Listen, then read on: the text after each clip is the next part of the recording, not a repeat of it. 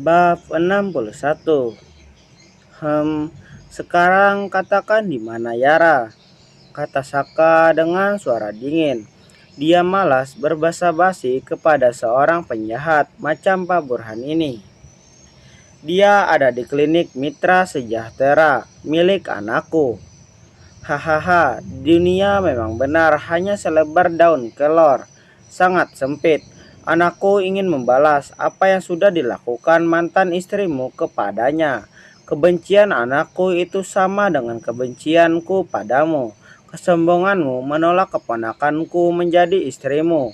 Padahal kamu sendiri selalu berganti-ganti wanita untuk memuaskan hasratmu. Kau munafik, kata Parbuhan sambil berbatuk memegangi dadanya yang tiba-tiba sakit karena terlalu kencang berbicara. Kamu gila, aku sudah punya istri. Tentu saja aku nggak mau menerima macam keponakanmu untuk dijadikan istri. Lagian, Pela tidak sebanding dengan istriku. Dasar penjahat, kamu menceraikan istrimu dan berselingkuh menikahi sekretarismu sendiri. Dasar bajingan. Racau Pak Burhan yang merasa terprovokasi oleh tingkah Saka yang adem ayem. Saka merasa tidak perlu mengklarifikasi apapun kepada penjahat seperti Pak Burhan ini. Dia nggak terlalu jelasin kalau ia beristri dua.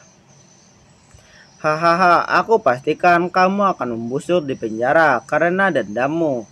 Aku tidak aku tidak menyukai keponakanmu yang sama menjijikan dengan kamu, dan anakmu sudah berani mengganggu Yaraku. Dia juga akan mendapatkan balasannya. Aku pastikan kalian membusuk di penjara, desis Saka dengan kebencian dan amarah yang menyala-nyala.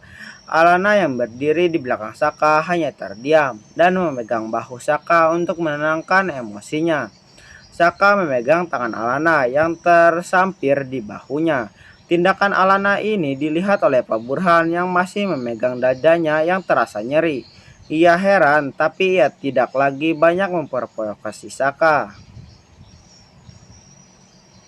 Pak Burhan juga hanya bisa terdiam saat Saka, Alana, dan Leo berlalu keluar dari ruangan itu. Polisi di luar juga kembali menutup pintu dan berjaga di sana.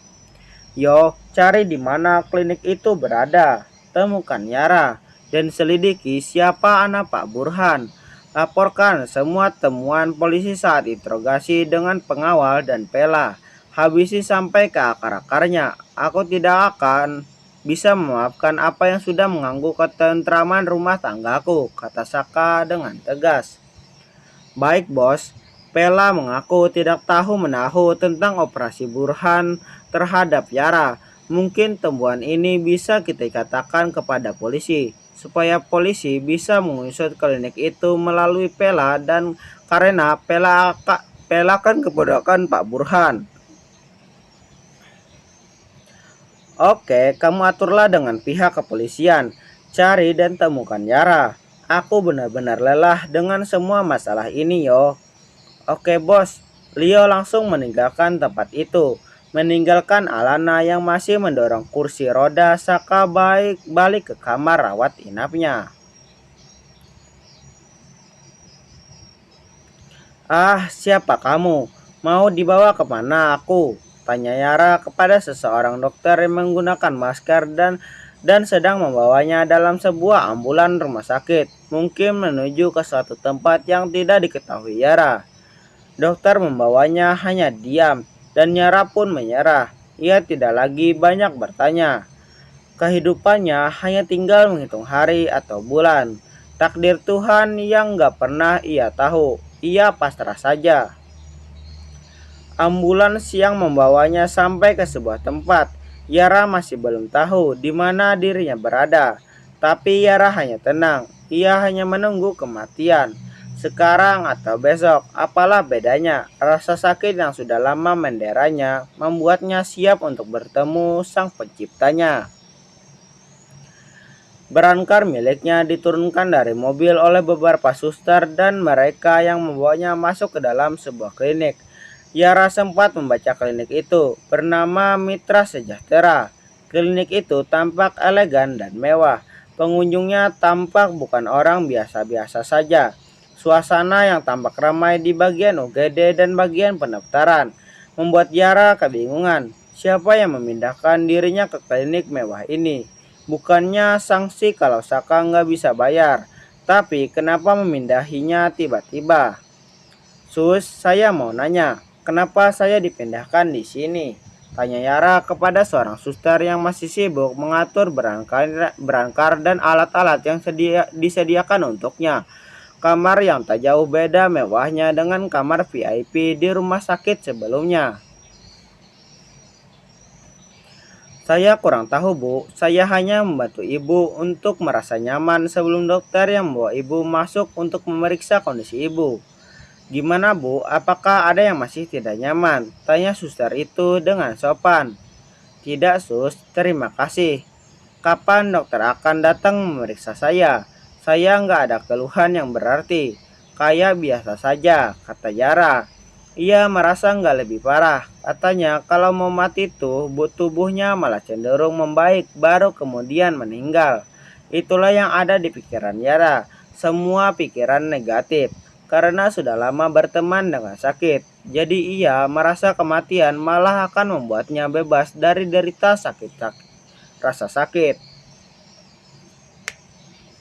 Sebentar lagi, dokter lagi mempersiapkan alat yang ibu butuhkan. Saya pamit keluar dulu. Pamit suster itu dengan sopan. Terima kasih sus. Balas Yara. Yara tidak mengerti. Kenapa semuanya serba tiba-tiba? Kenapa Saka tidak ngomong apa-apa? Mungkin ini agar ia bisa sembuh. Krek, seorang dokter masuk sendirian. Postur tubuhnya membuat Yara merasakan dejavu. Dokter itu menggunakan maskernya, hanya matanya saja yang kelihatan. Yara merasa seperti pernah mengenal pria di hadapannya itu. Jangan-jangan dokter ini palsu. Dokter itu lalu membuka maskernya. Wajahnya tampan dengan kacamata minus di hadapan membuat Yara menutup mulutnya dengan kedua tangannya.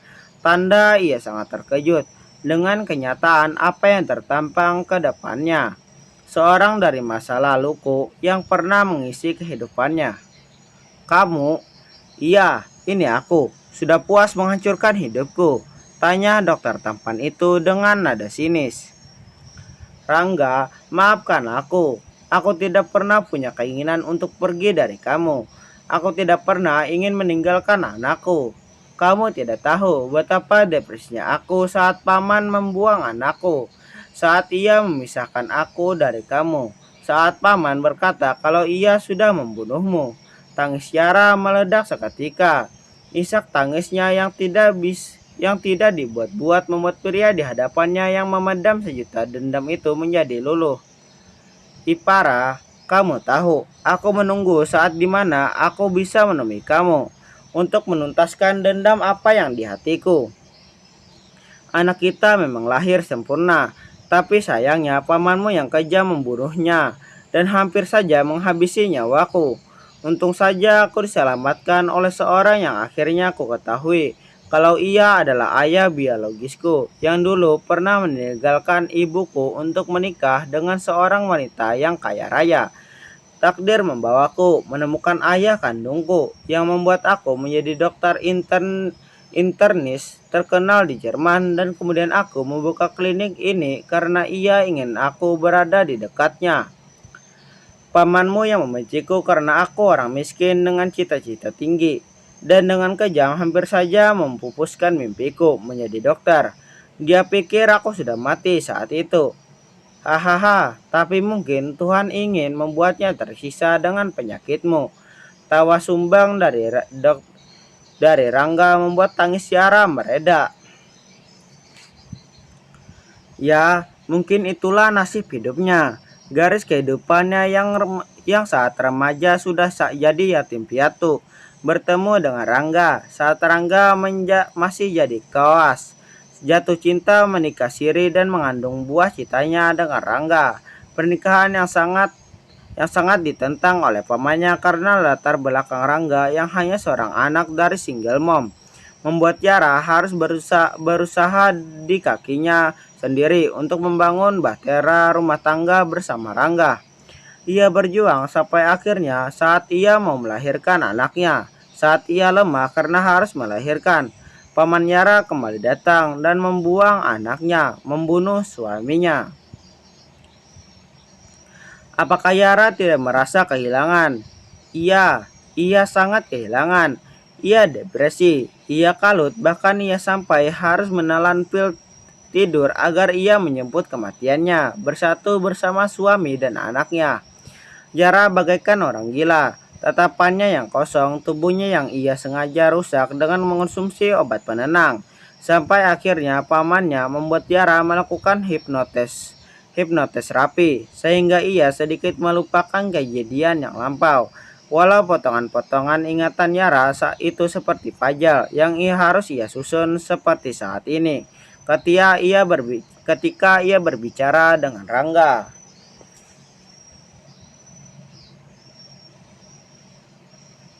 Apakah Yara tidak merasa kehilangan? Kisah cinta Rangga kepadanya seperti kisah dari cinta yang menjadi benci. Yara yang menjadi korban dari semuanya hanya bisa menjadi tumbal dari dendam Rangga terhadap pamannya. Begitu pula sebaliknya, Yara hanya menjadi tumpuan obsesi pamannya agar Yara memiliki suami yang kaya raya. Walau sebenarnya paman Yara juga kaya raya. Yara dan Rangga kawin lari dan menikah siri dan bahkan karena paman Yara tidak setuju, paman tidak pernah mengakui Rangga sebagai keponakan menantu. Rangga Samudra, terima kasih atas cintamu dulu. Terima kasih karena dulu kamu mau menikahi aku walau hanya nikah siri. Aku tidak pernah menyesal kalau kamu pernah jadi bagian yang terindah dalam hidupku. Kamu juga pernah jadi ayah dari anakku. Aku ikhlas, sambil ambil saja nyawaku, biar aku bisa bersama anakku di akhirat nanti. Aku juga ikhlas kalau kematianku akan membuat dendam yang kamu miliki akan surut. Kata Yara tenang sambil memejamkan mata. Ia menantikan saat Rangga menghabisi nyawanya. Rangga tertegun. Respon Yara sama sekali tidak ia duga. Bahkan ada bersitan rasa tak rela. Padahal ia sudah memegang ampul obat agar Yara meninggal dengan cara yang menyakitkan. Tapi ia tidak bisa. Tangannya bergetar hebat saat ia hendak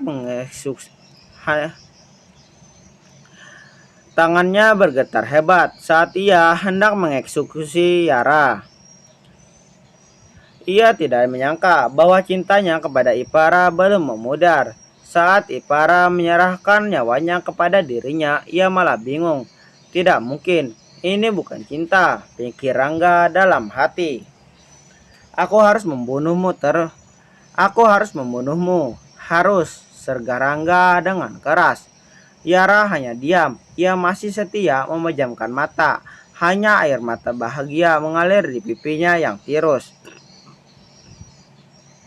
Yara membayangkan bahwa ia akan dapat bertemu dengan kedua orang tuanya, dapat bertemu dengan anaknya, senyum tersungging di tengah air mata kebahagiaannya.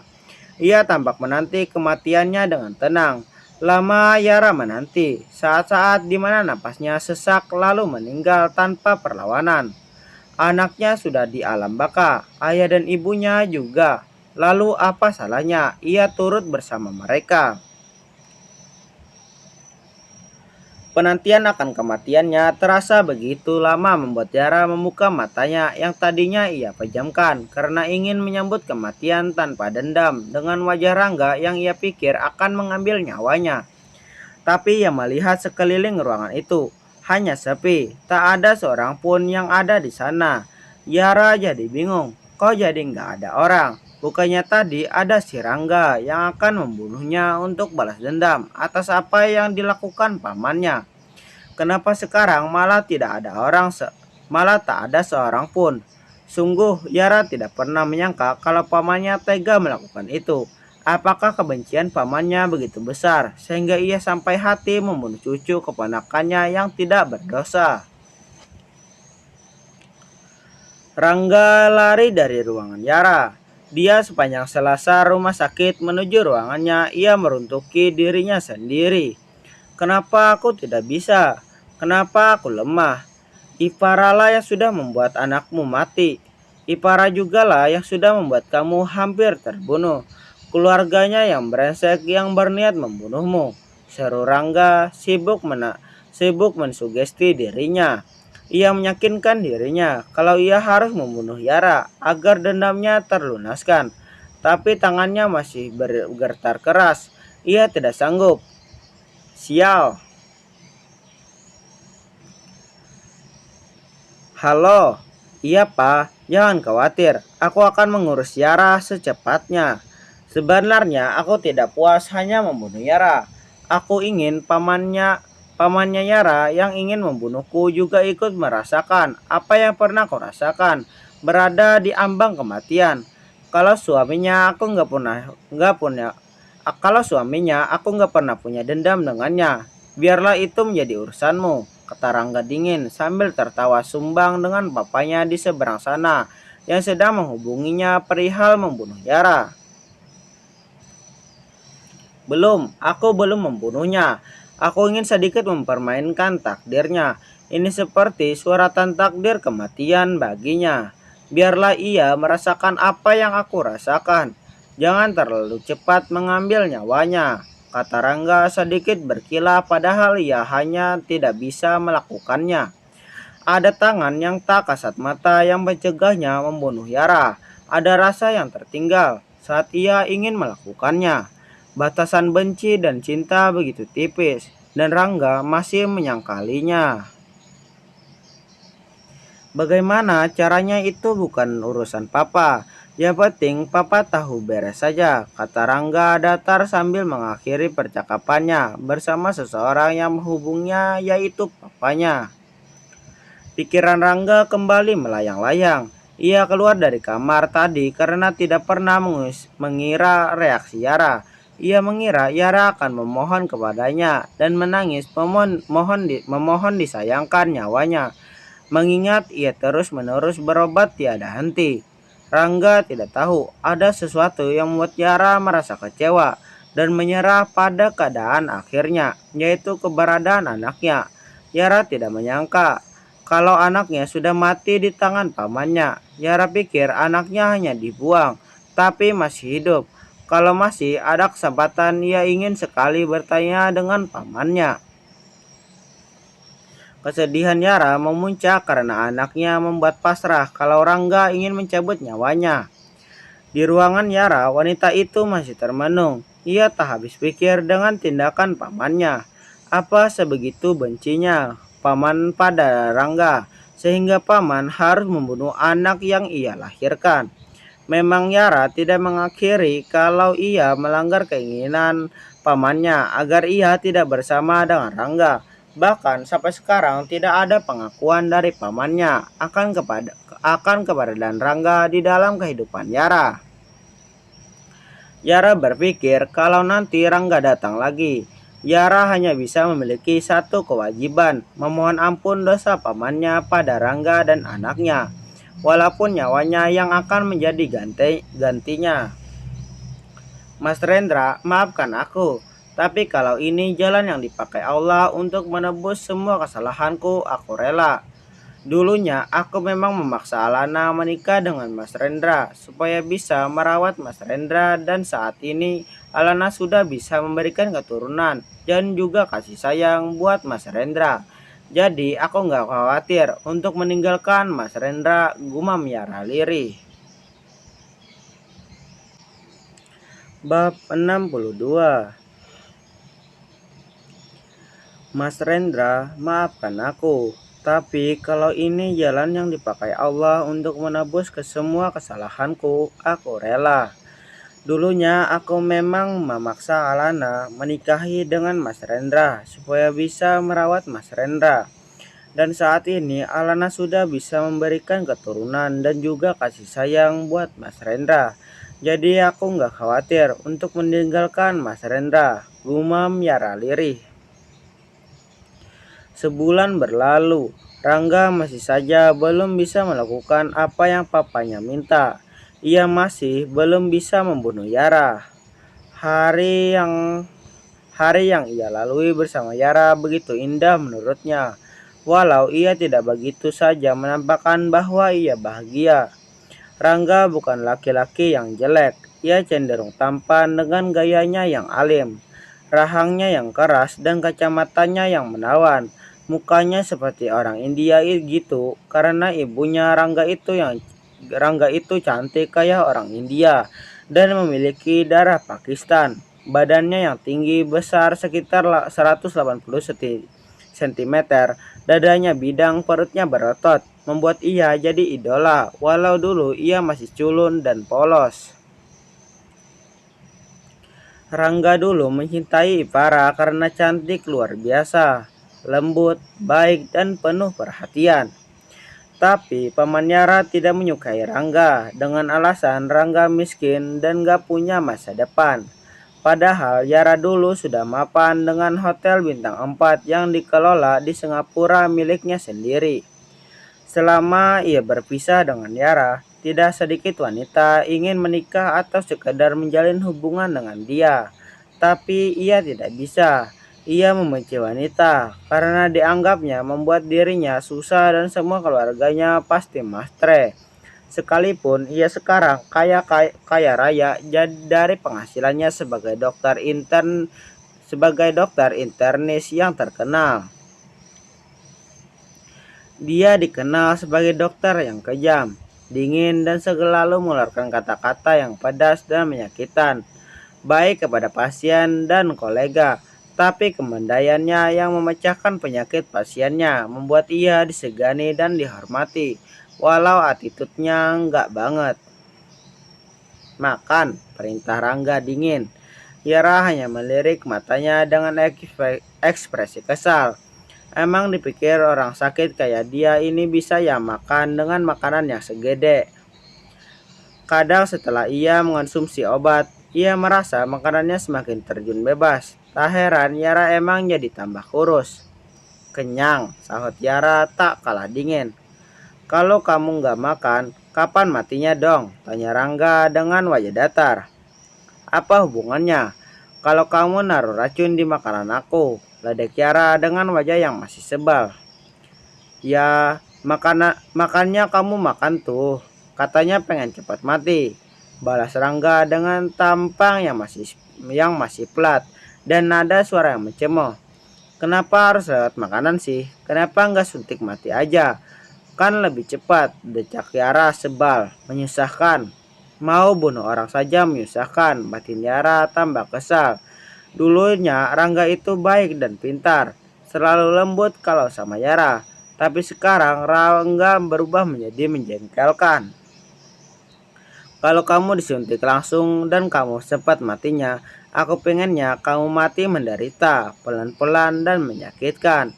Lagian kalau pelan akan matinya nggak setara kalau aku sebenarnya yang membunuh, kata Rangga datar, penuh keyakinan seakan itu emang itu maksud hatinya. Kamu berubah, bentak Yara sambil menangis. Waktu dan keadaan membuat aku berubah, Pak. Aku harus bertahan hidup. Dan kamu nggak tahu betapa beratnya itu. Saat kamu mencintai seseorang tapi dikhianati dan ditinggalkan nikah lagi. Saat kamu memiliki sesuatu yang paling berharga, tapi harus direnggut paksa. Bahkan kamu menyaksikan kematiannya. Saat nyawamu berada di ujung tanduk dan kamu tidak bisa berbuat apa-apa. Aku juga yakin kalau kamu juga pasti akan berubah. Tuding Rangga dengan marah.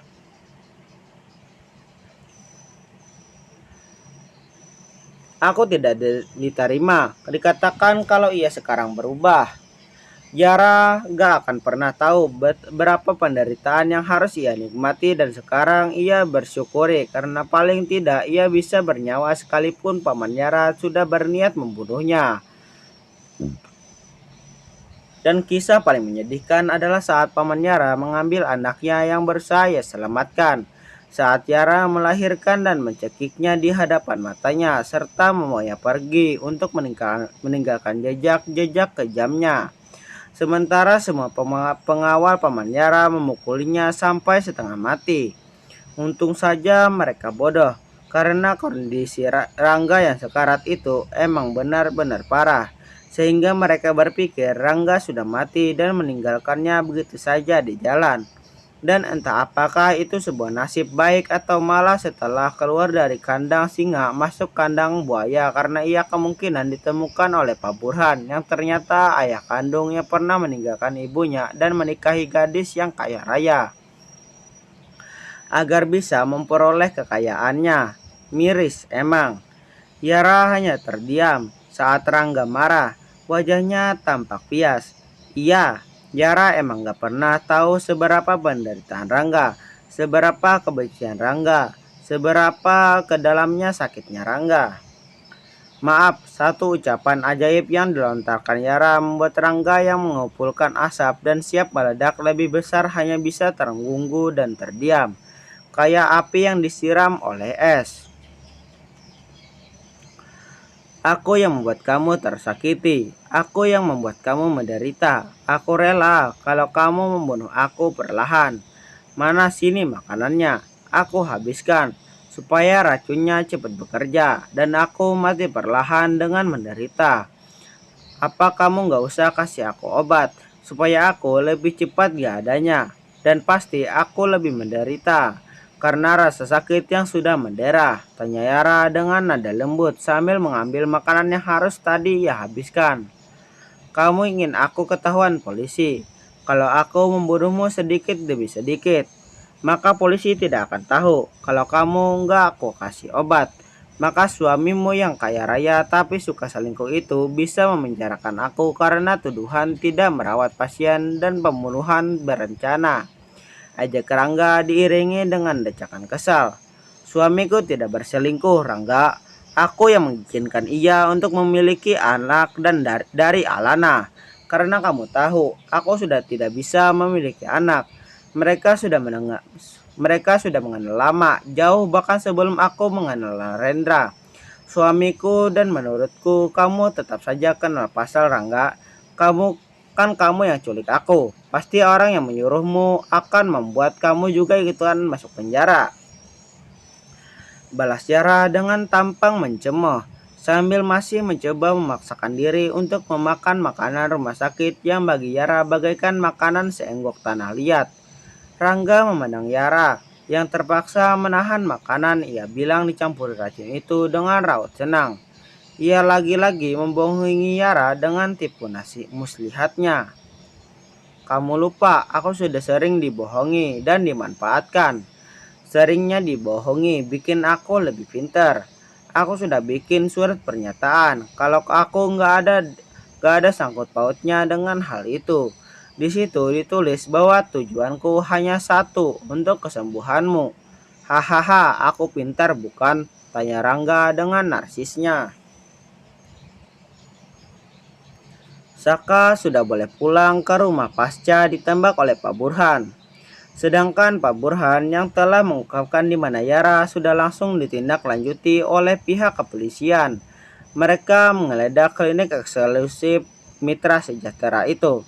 Tapi karena itu adalah klinik yang terkenal karena kliennya kebanyakan adalah pejabat besar dan membutuhkan pertolongan profesional Dr. Rangga, membuat Yara belum bisa langsung ditemukan. Klinik itu banyak backupnya, jadi pihak kepolisian juga tidak bisa menggeledah begitu saja seenaknya. Memang ada surat penggeledahan, tapi berhubungan ini rumah sakit, jadi pihak kepolisian tidak bisa gegabah. Karena pihak klinik Mitra Setia bekerja sama dengan baik dan tidak mempersulit penyelidikan. Mereka mengakui adanya pasien yang masuk hari di mana Yara hilang. Ciri-ciri sama, namun nama emang berbeda pencantumannya. Tapi menurut data, pasien itu sudah keluar mandiri. Saka kebingungan. Pak Burhan sendiri saat dikonfirmasikan hanya bisa bilang tak tahu. Sedangkan Dr. Rangga yang diakui sebagai anak Pak Burhan sedang mengikuti simposium sehingga belum bisa menerima panggilan dari kepolisian. Saka yang lagi ada di ruangan keluarga bersama Leo memutar otaknya. Ah, kemana sih cobanya si Yara? Dibawa pergi. Decak Saka frustasi. Belum ketemu si Yara Bi, tanya Alana. Alana membawa cemilan dan teh agar saat Saka dan Leo memikirkan strategi bisa sambil ngemil. Belum sayang, Allen sudah tidur. Tanya Saka karena ini sudah jam 9 malam. Sudah, dia anak yang mandiri. Apalagi selepas usianya 40 hari. Tidurnya pun sudah mandiri dan gak kaget-kaget lagi. Jelas Alana sambil menaruh bawaannya ke meja dekat Saka dan Leo. Leo hanya diam memandang Alana yang sedang menaruh makanan di meja. Kenapa ngeliatin Alana? Tanya Saka dengan nada ketus saat Leo memandangi Alana. Mendengar itu, Alana hanya memutar bola matanya kesal karena sikap Saka yang emang berubah dari dulu. Bi, Leo